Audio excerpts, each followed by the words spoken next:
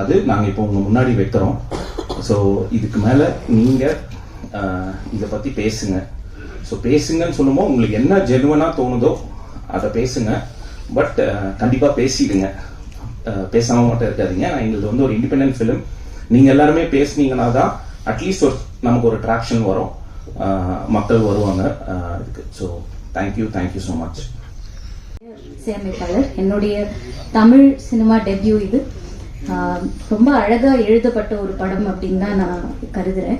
ஏன்னா எனக்கு முதல்ல இதை எடுத்துட்டு வரப்போ இவங்க ஃபுல்லா ஷூட் பண்ணி எடிட் பண்ணி தான் கொண்டு வந்தாங்க. அண்ட் வெறும் பேக்ரவுண்ட் ஸ்கோர்ஸ் வேணும் அப்படின்ட்டு தான் வந்தாங்க.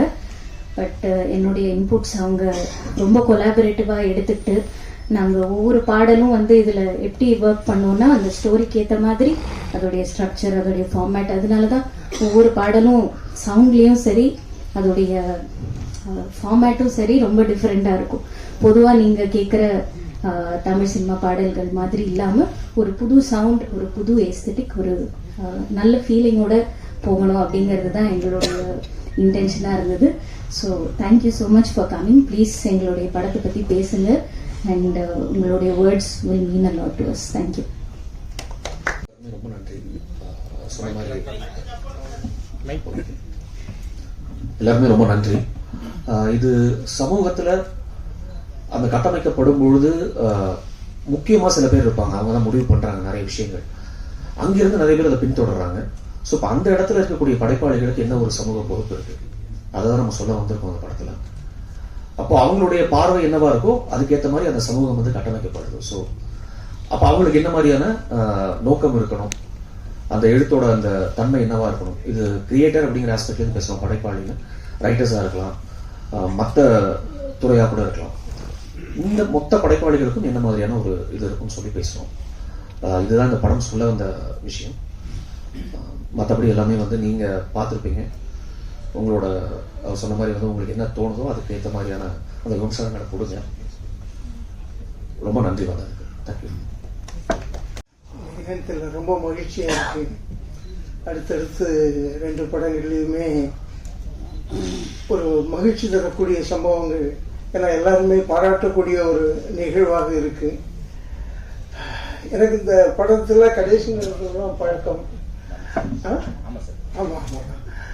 ஆனா பார்க்கும் பொழுது ரொம்ப அருமையா வந்திருக்கு, ரொம்ப அருமையா.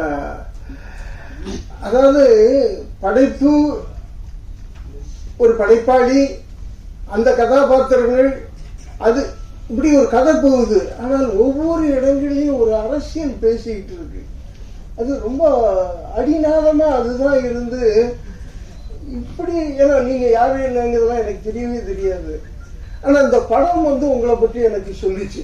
அது எனக்கு ரொம்ப முக்கியமா படுது. இதுல நான் பங்கு பெற்று இருக்கிறதுங்கிறது ரொம்ப மகிழ்ச்சியா இருக்கு. மியூசிக் ரொம்ப நல்லா இருக்கு. எனக்கு யாருன்னே தெரியாது. இப்ப நீங்க சொன்ன உடனேதான் தெரியும். அந்த கதையோட இழுத்துட்டு போச்சு.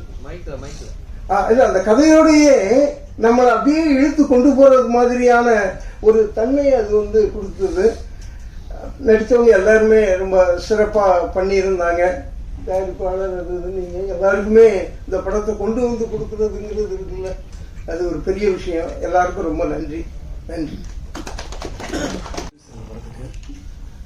எல்லாருக்கும் ரொம்ப நன்றி. இவ்வளோ நேரம் எங்களுக்கோசம் வெயிட் பண்ணி பார்த்துருக்கீங்க.